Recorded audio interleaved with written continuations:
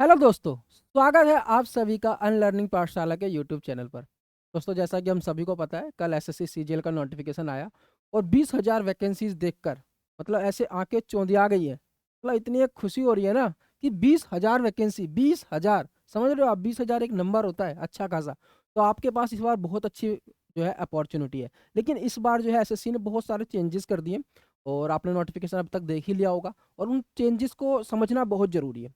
ठीक है, बहुत बारीक-बारीक चेंजेस हैं, कोई चैनल कुछ अलग बता रहा है, कोई चैनल कुछ अलग बता रहा है। जैसे कि अगर हम टियर 1 की कट ऑफ की बात करें, मतलब टियर 1 ये तो है कि सिर्फ़ हमें क्वालीफाई करना है, टियर 2 के अंदर उसके मार्क्स नहीं काउंट होंगे। मतलब फाइनल सिलेक्शन में सिर्फ़ टियर 2 के मार्क्स काउंट होंगे, लेकिन टियर 1 में कितने मार्क्स चाहिए? एसएससी अपनी तरफ से कोई कट ऑफ डिसाइड करेगा, उसको क्लियर करने वाले ही टियर 2 में जाएँगे या फिर जो मिनिमम क्राइटेरिया होता है 30%, 25% वाला, वो क्राइटेरिया फुलफ़िल करना होगा। ठीक है? इन चीज़ों से रिलेटेड बहुत ज़्यादा कन्फ्यूजन है। कोई यूट्यूबर यूट्यूब पे बोल रहा है कि जो 30 और 25% वाला, जो 35 वाला होता है, अभी देखेंगे, उसको क्वालिफाई करना जरूरी है, बस टियर 2 में पहुंच जाओगे। कोई कह रहा है नहीं, एसएससी अपनी तरफ से एक कट ऑफ रखेगा, उसको क्लियर करने वाले ही टियर 2 में जाएंगे। बेशक टियर 1 की जो है आपकी जो मार्क्स है वो नहीं लगेंगे फाइनल मेरिट में, लेकिन वो एक कट ऑफ डिसाइड करेंगे जैसे हर बार की तरह आती है। ठीक है, तो ये सारे डाउट्स आपके इस वीडियो में क्लियर हो जाएंगे। इससे रिलेटेड जितने भी आपके नोटिफिकेशन में डाउट है वो सारे के सारे इस वीडियो में आपके क्लियर हो जाएंगे। वीडियो को लास्ट तक देखना, एक एक चीज को ध्यान से बता रहा हूँ उसको ध्यान से समझना। ठीक है, क्योंकि नोटिफिकेशन को समझना बहुत जरूरी है। एक तो टाइम बहुत कम दिया है अब एसएससी ने और ये सारे चेंजेस एकदम से बताए हैं। दिसंबर में पेपर है, 2.5 महीने का आपके पास टाइम है, तो आपको पूरी तरह अच्छे से पता होना चाहिए कि नोटिफिकेशन में क्या क्या चेंजेस हुए। ठीक है, समझ लेते हैं। पहली सबसे चीज आती है इंपॉर्टेंट डेट्स। तो इंपॉर्टेंट डेट्स तो हमें पता है कि दिसंबर के अंदर इसका एग्जाम होना था और जो सितंबर के अंदर इसका 10 तारीख को नोटिफिकेशन आना था। ऑलरेडी पहले एसएससी बता चुका है, लेकिन 10 तारीख को नोटिफिकेशन ना आके 17 तारीख को आया। ठीक है, तो कोई बात नहीं, 17 तारीख को आया, लेकिन टाइम आपके पास सिर्फ 20 ही दिन दिए हैं फॉर्म फिल करने के लिए। तो 20 दिन के अंदर अपना फॉर्म मतलब अभी फिल कर देना, कोशिश करना 3 से 4 दिन में अपना फॉर्म फिल कर दो, क्योंकि लास्ट में बहुत ज़्यादा एकदम से लोग फिल करते हैं तो काफ़ी ज़्यादा भीड़ होने की वजह से सर्वर कई बार डाउन चला जाता है और कई बार बच्चों का फॉर्म रह जाता है फिल करने से। तो ऐसी गलती मत करना, क्योंकि अगर इस बार कोई गलती कर दी ना तो भगवान भी माफ़ नहीं करेगा आपको। ठीक है, भगवान भी माफ़ नहीं करेगा अगर कोई गलती कर दी, क्योंकि 20,000 वैकेंसीज है। ठीक है, चलो समझ गए? तो कोई गलती नहीं करनी है, फॉर्म जल्दी से जल्दी फिल कर देना। दिसंबर में इसका एग्जाम है। ये बाकी डेट्स दे रखी हैं कि आप पेमेंट कब तक कर सकते हो, ऑफलाइन चालान से ऑनलाइन पेमेंट 9 तारीख तक कर सकते हो। ये सब आप इसके अंदर पढ़ लेना। ठीक है, देखो आगे चलते हैं। 20,000 वैकेंसीज, 20,000, समझ रहे हो? मतलब बल्ले बल्ले हो गई है 20,000 वैकेंसीज। और ये इससे ज़्यादा ही होंगी। ये टेंटेटिव वैकेंसीज है, टेंटेटिव वैकेंसीज है। देखो ठीक है, क्या है? टेंटेटिव वैकेंसीज है और टेंटेटिव वैकेंसी से वैकेंसी आगे बढ़ती ही है। तो 20,000 से प्लस ही जाने वाली है वैकेंसी, 20,000 से। तो इस बार आपके पास एक अच्छा मौका है कि आप अपने हाथ में एक सरकारी नौकरी ले सकते हो। ठीक है, चलो एज लिमिट अगर हम देख लें, ये भी बच्चों का बहुत ज़्यादा डाउट रहता था कि सर कोरोना की वजह से जो टाइम पीरियड गया है उसमें थोड़ा टाइम खराब हुआ है, उसकी वजह से क्या एसएससी थोड़ा रिलैक्सेशन देगा एज के अंदर। तो आप देख सकते हो कि आपकी एज जो काउंट होगी वो 2022 1 जनवरी तक काउंट होगी। ठीक है, उससे पहले पहले आप जो है 27 साल के होने चाहिए ग्रुप सी पोस्ट के लिए। ग्रुप बी पोस्ट के लिए आप 30 साल के होने चाहिए और बाकी पोस्ट के लिए देख लेना आप 30।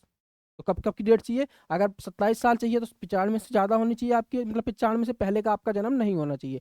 30 अगर एज चाहिए ग्रुप बी के लिए तो उसके अंदर 92 से पहले आपका एज नहीं होना चाहिए, अगर हम जनरल कैटेगरी की बात करें। बाकी अदर कैटेगरीज को कुछ रिलैक्सेशन मिल जाता है। ठीक है, अब आ जाती है सर्टिफिकेट्स की डेट। ये भी बहुत जरूरी है कि सर्टिफिकेट जो है, जो डॉक्यूमेंट वेरिफिकेशन के टाइम पे चाहिए होते हैं, वो किस डेट से पहले के चाहिए। और ये बहुत जरूरी है, अगर इसके अंदर आपने गलती कर दी ना तो इस बार एसएससी ने क्लियर कर रखी है सारी चीज़ें नोटिफिकेशन के अंदर कि वो आपको बाहर ही कर देंगे। ठीक है, अगर सर्टिफिकेट के अंदर कोई दिक्कत हुई तो आपका कैंडिडेचर जो है रिजेक्ट हो जाएगा। ठीक है, तो ध्यान रखना कि आपका जो सर्टिफिकेट है वो 8/10/2022, मतलब जिस दिन नोटिफिकेशन एंड होना है उस दिन से पहले की डेट का बना होना चाहिए। तो आपके पास 20 दिन है। अगर जिनका भी जो है सर्टिफिकेट नहीं बना हुआ है, SC ST OBC EWS, जिसका भी सर्टिफिकेट नहीं बना हुआ है वो इस डेट से पहले बना ले। और खासकर ओबीसी वाले इस चीज़ को ध्यान रखें। ठीक है, ओबीसी वालों के लिए बहुत जरूरी हो जाता है, आपका सर्टिफिकेट इस तारीख से पहले बना हुआ होना चाहिए। ठीक है, चलो और देखो यहाँ पे सीधा सीधा क्लियर कर रखा है कि अगर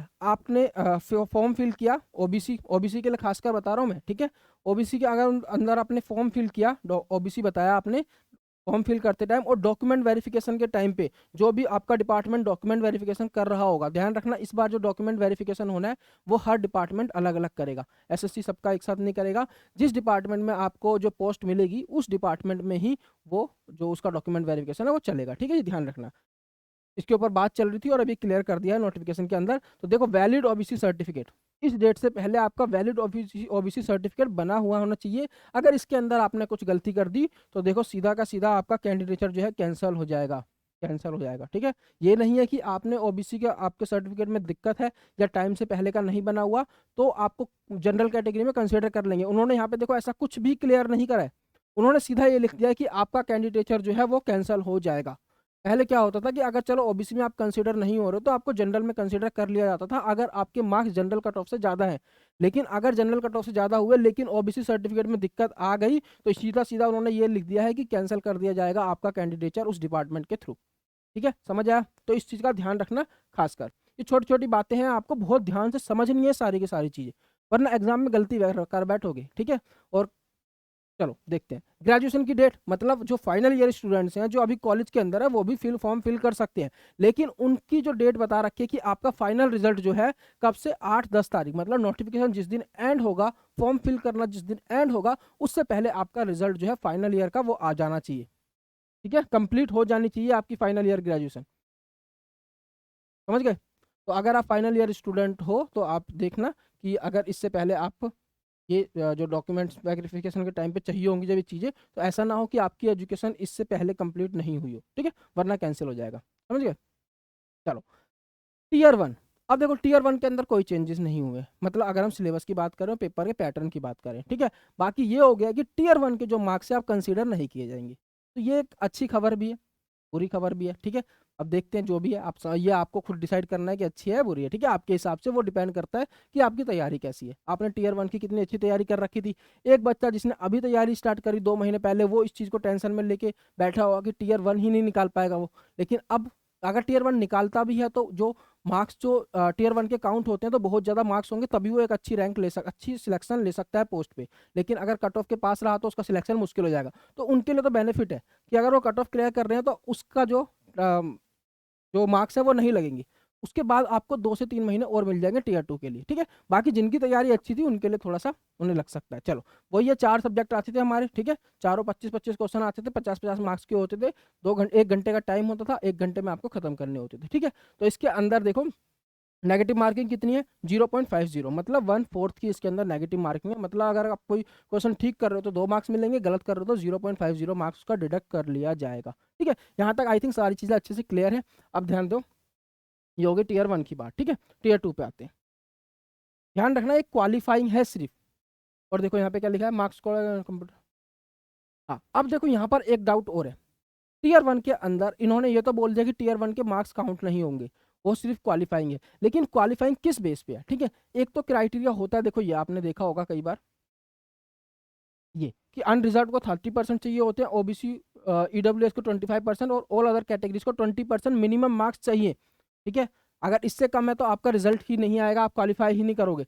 लेकिन टीयर 1 की अगर हम बात करें तो इतने मार्क्स आपको नहीं चाहिए, मैं जो सोच रहा हूँ, मैंने जो इसको पढ़ा है अच्छे से, आपको मतलब 30% 25% मार्क्स नहीं चाहिए, क्योंकि इस बार अगर हम देखें बच्चे बहुत ज़्यादा फॉर्म फिल करने वाले हैं, 20,000 वैकेंसीज आई हैं, तो मतलब ये मान लो कि कम से कम 20 से 25 लाख से ज़्यादा ही बच्चे फॉर्म फिल करेंगे, ठीक है। क्योंकि इस बार जो सबको देखिएगा ना 20,000 वैकेंसीज है तो बैंक वाले बच्चे भी यहाँ पर आ जाएंगे, जो बच्चों जॉब कर रहे हैं कॉर्पोरेट वर्ल्ड में है, जो एक सरकारी नौकरी का सपना लिए बैठे हैं वो भी उसकी तैयारी स्टार्ट कर देंगे, और रेलवे वाले बच्चे भी आ जाएंगे, ठीक है। और जो आसपास के जो लोग होते थे हमारे चाचा ताऊ के बच्चे बच्चे जो पढ़ाई नहीं कर रहे हैं या मतलब कुछ भी नहीं कर अपना कुछ काम कर रहे हैं लेकिन पढ़ाई से कोई मतलब नहीं है, वो लोग भी 20,000 वैकेंसी देख के फॉर्म फिल कर देंगे। अब तो फॉर्म तो बहुत ज़्यादा फिल करेंगे, अगर इतने परसेंट मार्क्स चाहिए होंगे, 30% मार्क्स चाहिए होंगे क्वालिफाई करने के लिए, 25% मार्क्स चाहिए होंगे, तो आप खुद देखो ना कि कितने बच्चे क्वालिफाई कर जाएंगे। इतने मार्क्स लाने कोई मुश्किल काम नहीं है, 30% 200 में से 60 नंबर लाना कोई मुश्किल काम नहीं है जनरल के लिए,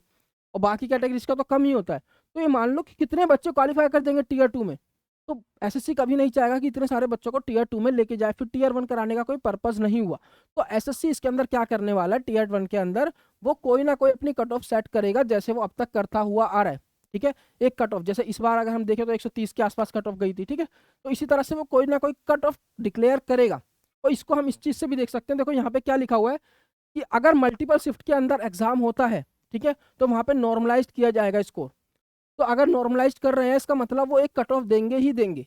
अगर उनको सिर्फ 30% के क्राइटेरिया से बच्चों को क्वालिफाई करके टीयर 2 के अंदर ले जाना होता तो वो सब नहीं लिखते नोटिफिकेशन के अंदर। तो मेरे को जहां तक लगता है कि एक अपनी कट ऑफ डिसाइड करेगा एसएससी, और उसके बेस पे बच्चों को क्वालिफाई करना होगा वो कट ऑफ, और वो तभी टीयर 2 में जाएंगे। ठीक है, कई सारे बच्चों ने कई सारे यूट्यूबर्स ने ये बोला है कि जो 30% 25% चाहिए हो, जो मार्क्स दिए हुए हैं उतने ही मार्क्स आपको चाहिए टीयर 2 के लिए क्वालिफाई करने के लिए, लेकिन ऐसा कुछ नहीं है, ध्यान रखना। ठीक है, चलो आगे बढ़ लेते हैं। ये हो गई टीयर 1 की बात। टीयर 2 की अगर हम बात करें, टीयर 2 के अंदर आपको अच्छे से समझ लेना है कि इसके अंदर जो दूसरे सब्जेक्ट थे, रीजनिंग हो गया, इंग्लिश हो गया, ठीक है, और इसके अलावा कंप्यूटर नॉलेज हो गया, ये सारे के सारे ऐड कर दिए गए हैं। टीयर 3 और टीयर 4 जो होते थे, ठीक है, डिस्क्रिप्टिव का पेपर जो होता था आपका वो, और जो टीयर 4 होता था उसको हटा दिया गया। ठीक है, इससे मतलब ये क्यों किया गया है?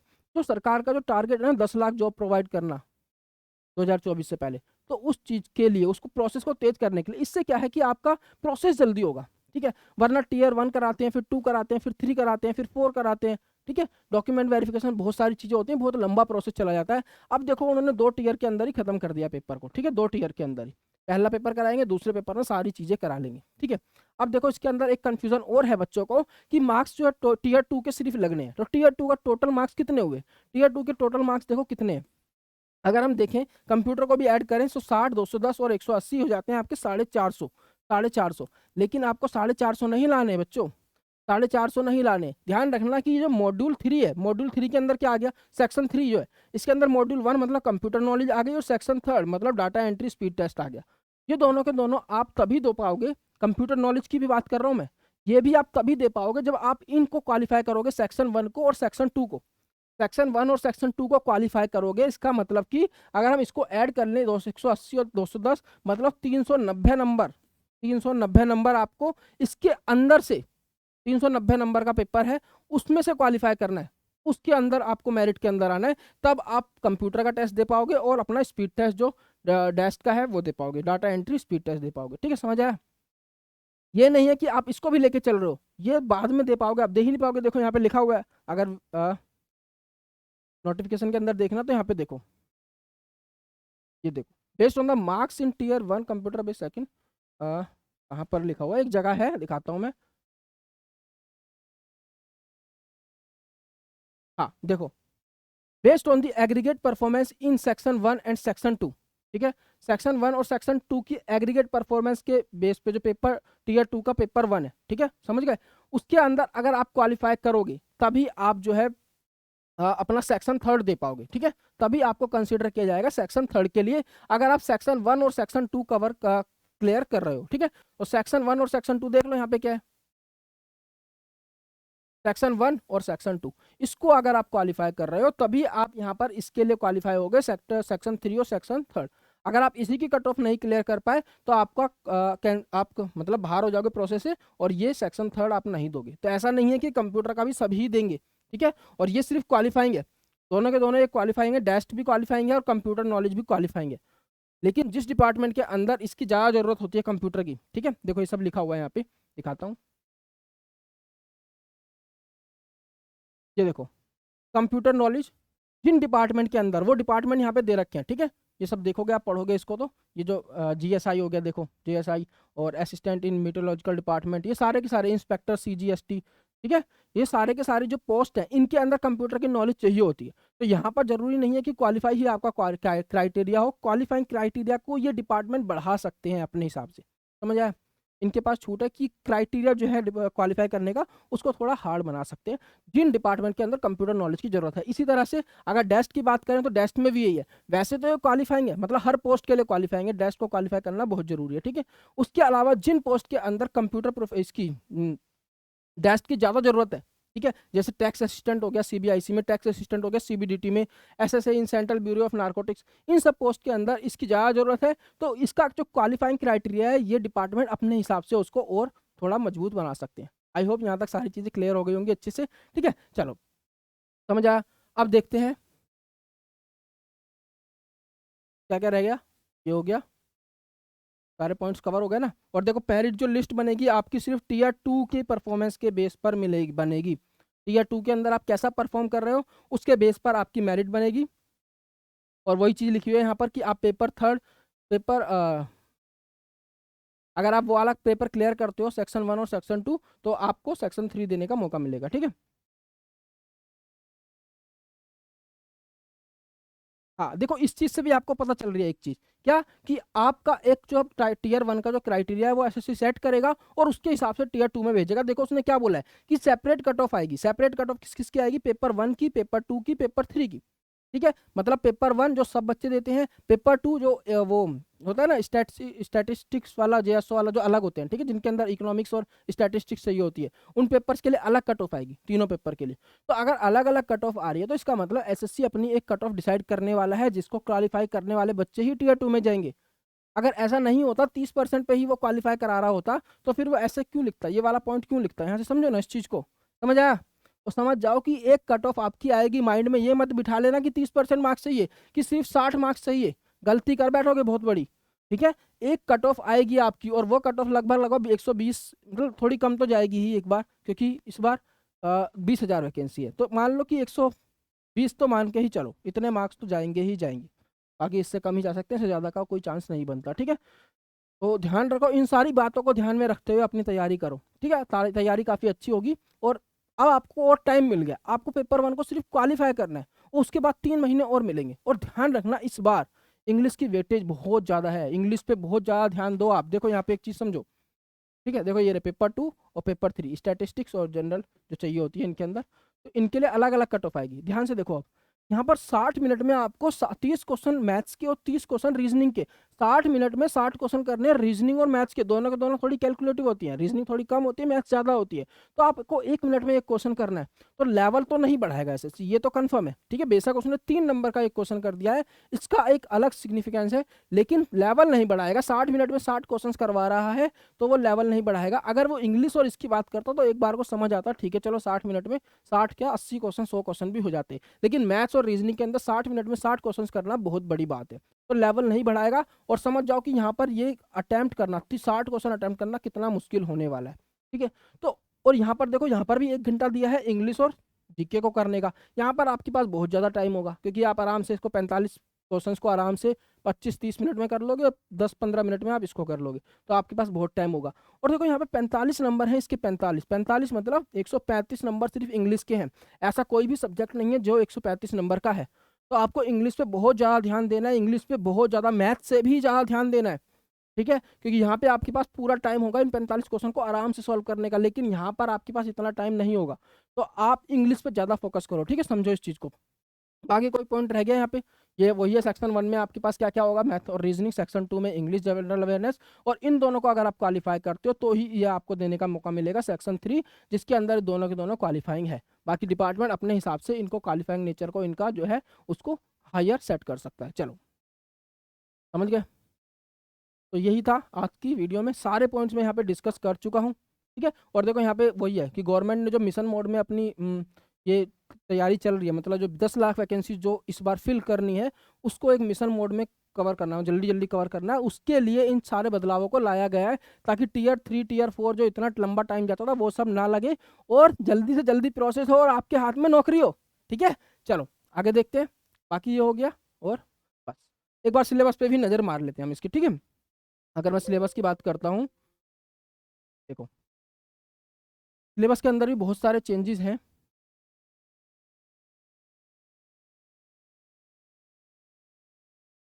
सिलेबस सिलेबस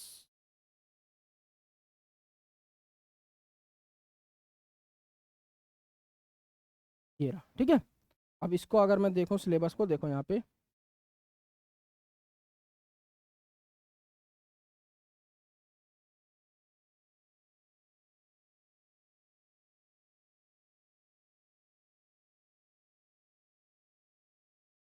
पता नहीं भाई कहाँ है सिलेबस। सिलेबस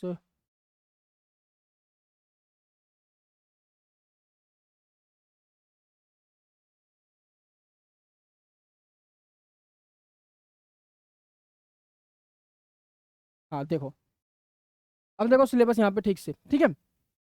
जरूरी है देखना क्योंकि बहुत सारे चेंजेस आए हैं। ठीक है, देखो चलो ये तो ठीक है। पेपर 1 के अगर सिलेबस की बात करते हैं हम, तो वो सब तो वही चीज़ें जो पहले आती थी। ठीक है, देखो पेपर 2 के अंदर, मतलब टीयर 2 के अंदर देखो उन्होंने पूरे अरिथमेटिक को एक ही जगह पे खत्म कर दिया। पूरे अरिथमेटिक को एक ही जगह पे खत्म कर दिया। उसके अलावा देखो नंबर सिस्टम अलग से उन्होंने बताया, अलजेब्रा अलग से बताया, जियोमेट्री अलग से बताया, मेंसुरेशन अलग से बताया। मतलब इन सबको भी काफ़ी अच्छे इनकी जो है वेटेज रहेगी एग्जाम के अंदर। ठीक है, और देखो ट्रिग्नोमेट्री, ट्रिग्नोमेट्री के simple problems height and distance के और सिंपल आइडेंटिटीज, मतलब हायर आइडेंटिटीज को शायद क्वेश्चंस ना पूछे। ठीक है, और क्योंकि 30 मिनट में 30 क्वेश्चन करने हैं आपको, 30 मिनट में 30 क्वेश्चन करने हैं इसके। ठीक है, 60 मिनट में 60 करने हैं रीजनिंग को मिला के। तो इतना लेवल नहीं रहेगा, एक इजी लेवल रहेगा। इसलिए देखो यहाँ पे मेंशन की हुई है चीजें, सिंपल प्रॉब्लम्स ओनली और इसकी स्टैंडर्ड प्रॉपर्टीज। उसके अलावा देखो ग्राफ्स से रिलेटेड क्वेश्चन आएंगे, टेबल से रिलेटेड, और काफी सारी चीजें ऐड हो गई हैं। देखो प्रोबेबिलिटी ऐड हो गया, calculation of simple probabilities, mean median mode. इनके क्वेश्चंस कम आते थे पिछले 2-3 सालों से, लेकिन अब इनके भी क्वेश्चंस अच्छे खासे आएंगे। ठीक है, तो काफी सारे चेंजेस किए हैं, तो ध्यान रखना, देखना। और देखो अगर इंग्लिश की बात करें तो जो पैराग्राफ्स आएंगे देखो करंट अफेयर के ऊपर आएंगे। मतलब इन्होंने ऐसे पैराग्राफ राइटिंग वगैरह का कॉन्सेप्ट जो है इसी के अंदर लेकर आ गए हैं। ठीक है, तो बहुत सारे चेंजेस है, पढ़ लेना। यहाँ पे देखो कंप्यूटर की बात करें तो ये तो खैर क्वालिफाइंग कर लेंगे, बात की ये बाद में करना, कंप्यूटर पहले नहीं करना। टीयर 1 क्वालिफाई हो जाए उसके बाद कंप्यूटर को पढ़ना स्टार्ट करना। ठीक है, चलो ये सारी चीज़ें थी। नोटिफिकेशन आप डाउनलोड कर लेना एसएससी की साइट से। बाकी अगर कुछ समझ नहीं आया या कोई पॉइंट मुझसे छूट गया इंपॉर्टेंट, तो आप मुझसे कमेंट सेक्शन में पूछ सकते हो। ठीक है, बाकी मेरे साथ आप जुड़ सकते हो इंस्टाग्राम पे, रविपाल20993 मेरी आईडी है, वहाँ पे आप मेरे साथ जुड़ सकते हो। बाकी आपसे मिलते हैं इसी तरह की कोई नोटिफिकेशन लेकर, और एक जल्दी ही मैं आपके लिए एक स्ट्रैटेजी लेकर आऊँगा जिसके अंदर मैं बताऊंगा कि आपको कैसे इस बार जो अब पैटर्न चेंज हुआ है इसके अकॉर्डिंग अपने आप अपनी तैयारी को करना चाहिए। ठीक है, बाकी मैंने 3 महीने की स्ट्रेटजी बनाई थी दिसंबर के हिसाब से, उसके अंदर मैंने इंग्लिश और मैथ को कैसे कवर करना है जल्दी से अच्छे से, वो मैंने बताया हुआ है। उस वीडियो को देख के वहाँ से समझ सकते हो। लेकिन नए पैटर्न के हिसाब से मैं दोबारा वीडियो बनाऊंगा स्ट्रेटजी के ऊपर, ताकि आप उस स्ट्रेटजी के अकॉर्डिंग चल के परेशान ना हो और अपनी तैयारी अच्छे से करें। देखो कुछ अलग नहीं हुआ है, ये नहीं है कि कोई अलग ही सब्जेक्ट ऐड हो गए हैं, यूपीएससी के सब्जेक्ट ऐड हो गए हैं। ये सब्जेक्ट वही है, बस ये है कि पहले टीयर 1 में भी आते थे, वो टीयर 2 में भी आ जाएंगे। ठीक है, तो थोड़ी सी तैयारी जीएस के लिए ज़्यादा करनी पड़ेगी, क्योंकि जीएस के अंदर बच्चे ना भी पढ़ करके तब भी क्वालिफाई करके जॉब ले लेते थे, लेकिन अब जीएस नहीं पढ़ोगे तो जॉब लेना मुश्किल हो जाएगा। ठीक है, तो थोड़ी सी दिक्कत आएगी, लेकिन ऐसा नहीं है कि बहुत ज़्यादा चेंज हो गया, आप नहीं कर पाओगे, आप कर पाओगे।